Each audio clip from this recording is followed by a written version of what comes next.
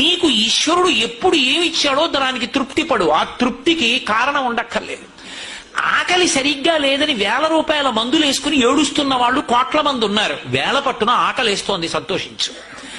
దాహం వేస్తే మంచినీళ్లు లోపలికి వెళ్ళక మధ్యలో కన్నం పెట్టి గొట్టం పెడితే ముక్కులోంచి పోసుకుంటున్న వాళ్ళు ఉన్నారు. గుటుక్కు నీళ్లు తాగితే లోపలికి ఎడుతున్నాయి, సంతోషించు.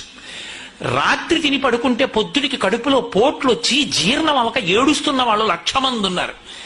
తిన్నది గుండ్రాయి అయినా సరే తెల్లారేటప్పటికి జీర్ణం అయిపోతోంది, సంతోషించు. పడుకుంటే నిద్ర పట్టక చారుడు మాత్రలు వేసుకు పడుకుంటున్న వాళ్ళు ఉన్నారు. తలగడా మీద చెయ్యెట్టుకుని ఇలా పడుకుంటే నిద్ర పడుతోంది. పుస్తకం ఉంటే తప్ప మాట్లాడలేని వాళ్ళు ఉన్నారు. వేదిక ఎక్కి కూర్చుని మాట్లాడడం మొదలు పెడితే గంగా ప్రవాహంలో వస్తోంది, సంతోషించు ఈశ్వరుడి కారుణ్యానికి.